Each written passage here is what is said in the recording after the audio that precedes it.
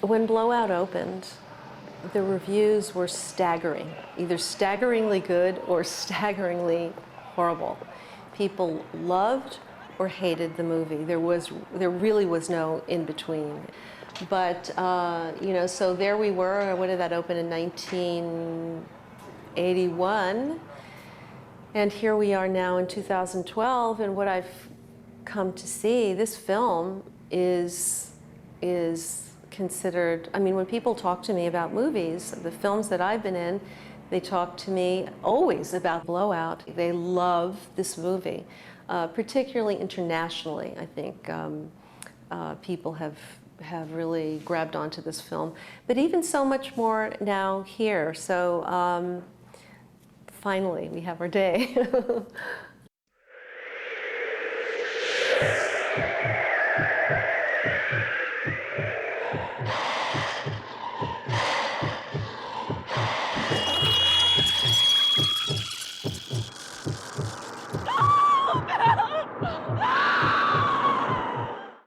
After Dressed to Kill came out, Brian had been developing this other piece, which became Blowout, and it was written in it was really written for an older actor and actress. They were kind of very broken down, cynical, not at all like John and I at that point.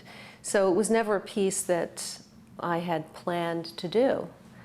John, who actually wasn't even on the list of actors that was being considered at the time, just happened to read it. And Brian was looking at actors like Jimmy Woods and just sort of very cerebral kind of, that's the way the character was written. And when John asked to read the script, I said to Brian, well, what are you going to do if he likes it? Because he really, on the page, it didn't look like him at all. And Brian said, oh, he'll never like that. And of course he did, because it was such a fabulous role. And Brian said, well, who would you like to do it with? And he said, I think Nancy would be really good in this. And he wanted to do it with me, which, how can I refuse? The opportunity to work with John again was very exciting for me. The first time I met John was at the screen test for Carrie.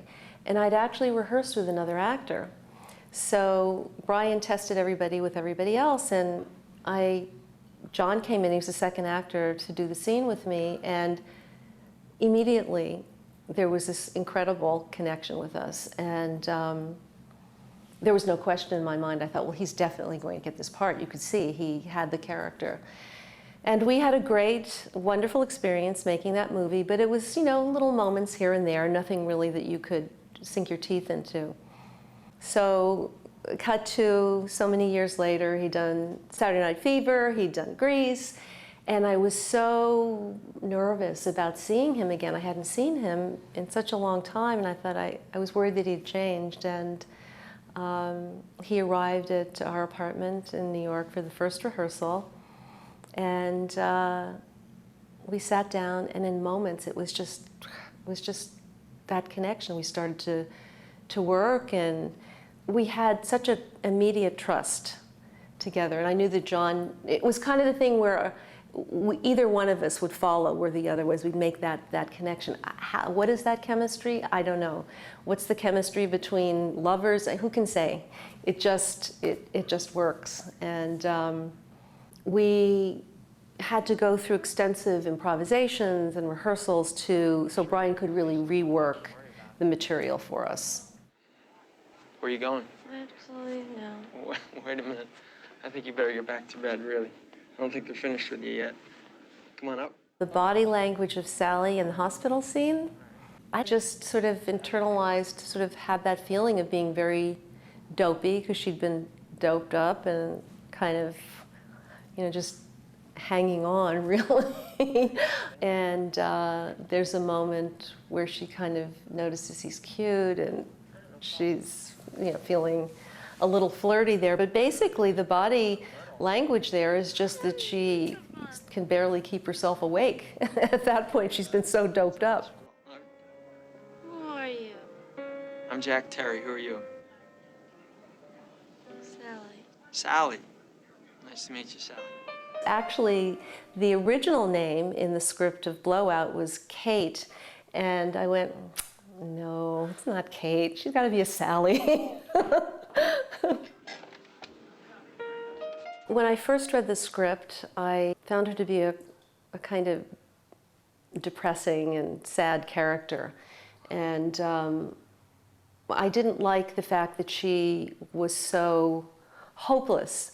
So I love the idea of a character having some sort of goal in their life, even if it isn't realistic. I really love movies, you know. It's a very interesting subject to me because I do makeup. Do you? Yeah. I mean, right now it's only behind-the-counter Corvettes, but I have this dream about doing makeup for movies. So the goal of doing makeup for movies actually grew out of an improvisation. I really don't know where it came from. We were just fooling around. So, you know, once I could see that in her, and I could wrap myself around who this character was. And she seemed not very bright. So I had to, you have to find a way to like these people if you're going to play them. It occurred to me that women that I'd met who kind of, they never really grow up and their voice is sort of stuck here and they don't have to take responsibility. So that's why we kind of developed that voice for the character, a childish kind of voice. You know, like, I've seen these big movie stars like Barbra Streisand, you know? They don't do her right. I know how to fix her face. Really? Poor George Leto, who produced it, said the first day, he said, "Are you going to talk like that through the whole movie?" I said, "Yes, George." He said, "And John's not going to shave? This is my movie star." So it all worked out in the end, but I don't know that he was very confident. I had an image of her as a kind of a rag doll. That's where the red curly hair came from. And Brian, of course, wanted that difference, but we also talked about La Strada and Giulietta Messina, who I love, and Born Yesterday, and kind of, led by the nose by any man that happens to come along. So with that in mind, developed this character. And Anne Roth came up with the idea of, I told her that I saw this little rag doll. I told her how I saw this character, these curls, and I talked about hope. I talked about how the journey of this woman, and she came up with the idea of a rabbit's foot, that the character would have come up with a rabbit's foot, and that she'd wear it all the time, whether you saw it or not. Perfect example of Anne. She didn't do all of Blowout, but she did come and do my costumes for Blowout.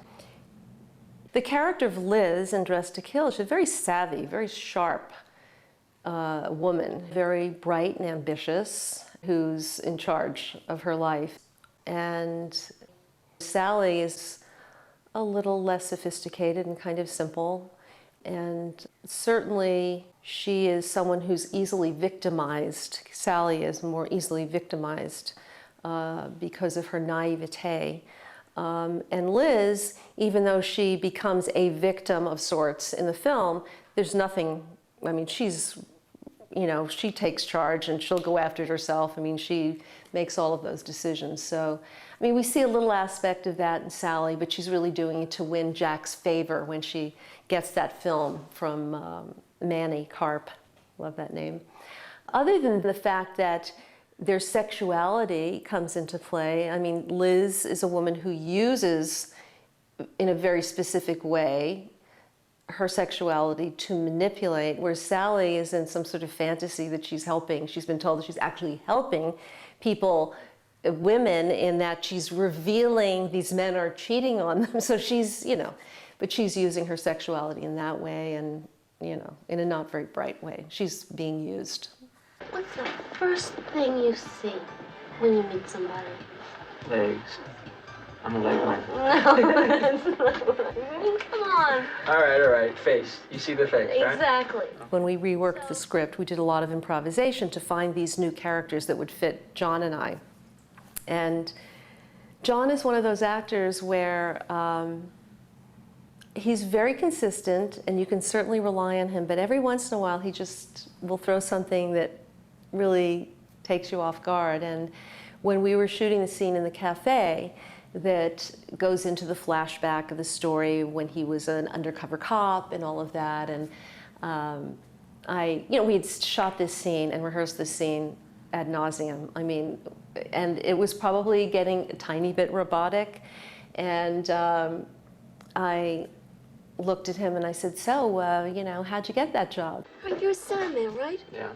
Okay, how'd you get that job? And he's supposed to start to tell me the story. And he just threw me, said, good question, I don't know. That's a good question. I don't know. And I just looked at him, and it was great because there was that very real moment in there. And he actually does it again, and I love it. Anytime that I've seen it, I love seeing that scene because it was a very magical moment at the end where he's trying to convince me to stay. Would you do me a favor? Would you stick around for a couple of days? I keep saying, I don't know.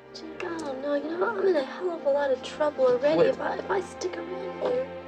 And then all of a sudden, unrehearsed, he leaned over and he whispered something in my ear. I'll think about it. Which for me was kind of funny, what he was saying. And I thought it left something very sweet at the last moment of that scene between them. What did he say? Oh, well, it was, if you know John, it was something about food, ice cream, this kind of thing, and that's all I'll say. I think Brian really enjoyed shooting scenes with the two of us because we'd have fun and generally find something different or that maybe wasn't in the script that we could bring to it. So we all had a good time.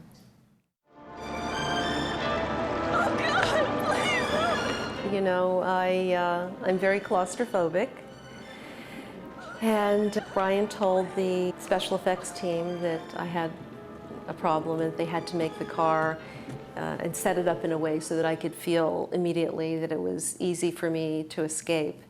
And when we got there, I looked at the car. It was in the water. The top was off, and there was this tube of sorts that I'd have to slither into to get into the car. So it really was, and the car was in the water, under the water. It was terrifying, and there was a man, stuntman, who was in the car with a tank, underwater, scuba tank, and that water rushed in so fast into that car that I have to tell you that I was able to do one take. Every bit of horror you saw on my face was for real, and I made it out of there, and I couldn't get back in again. So the lovely body that you see being pulled out is not mine. It's actually somebody else's. It was horrible.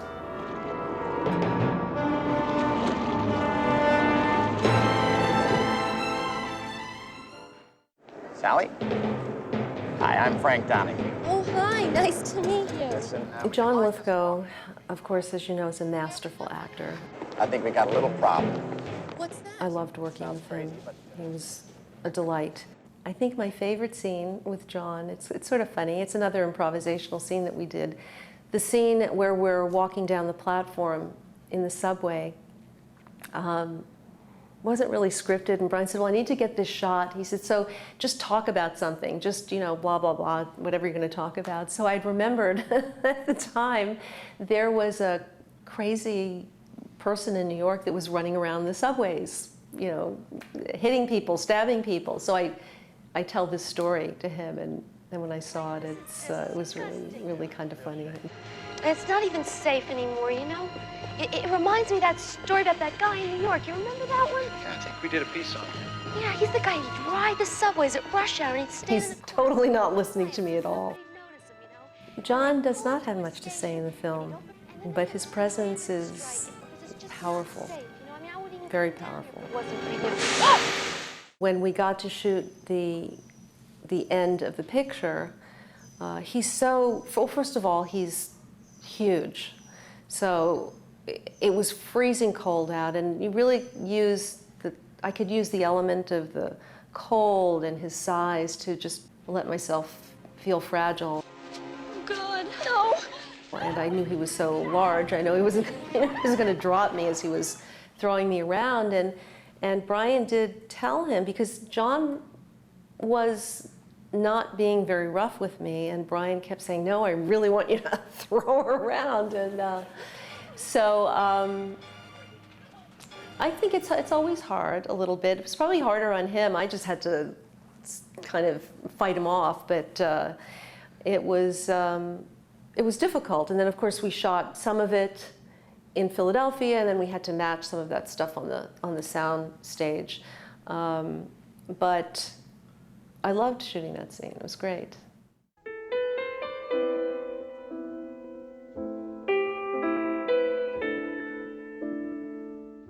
When I read the script originally, before John and I were involved, it worked. It was perfect. It was all just, it all worked. And the female character being killed at the end, it all worked.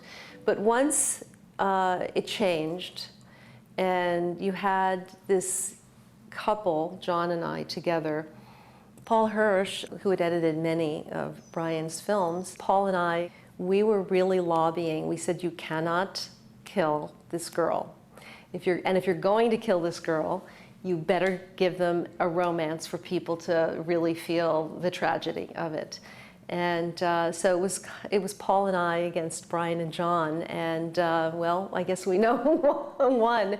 But you know, I think the film works. I think the ending is right, but Paul's point of view was, John Travolta's got to save the girl. But I think in the end, we were both right. I think certainly she had to die, but I think a moment, it didn't, not a lot, but there could have been just that thing where you knew that they really cared about each other. And I don't know that you felt that when you saw the movie.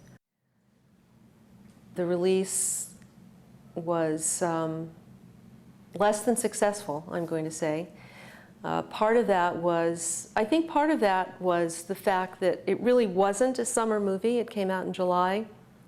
The studio gambled on opening it in the summertime because they thought, well, John Travolta, it's going to be a big blockbuster. And Brian knew, and we really knew going into it, and the time, it was really a fall picture. It was a dark film, and it was really hard. It was really hard to read some of those reviews. I think it was particularly hard for Brian because he loved the movie so much. John fared pretty well because mostly across the board people loved his work. He'd come off of a couple of not great films, so this was showing him in a very different way. And with my character, again, people either loved or hated what I did. There was a critic that I loved and really respected in Detroit. She was the editor of the entertainment editor of one of the big papers there. Loved me in Dressed to Kill. And she said, I can never forget it. It's funny how you always remember your bad reviews. She said every time she opens her mouth, it takes you a full minute to recover. I thought, oh my God, that's horrible. So it was, you know, you have such hopes and dreams for a film, and you know it's a good movie. You can feel it when you're making it. You know, we knew we made a really good movie. So when it just kind of fizzles, it's really, really sad. But Pauline Kael at the time was the most important critic in New York, and she wrote an amazing review of this film. And I don't remember, I think there was another, she was a disciple of Pauline's, Veronica Gang, who was writing for the Soho News at the time, which was a very hip, important paper in New York and on the scene there. And I don't remember her review. I remember it was a very good review, but I also walked away. She was so creative in her writing. I wondered what movie she saw, but she really liked it.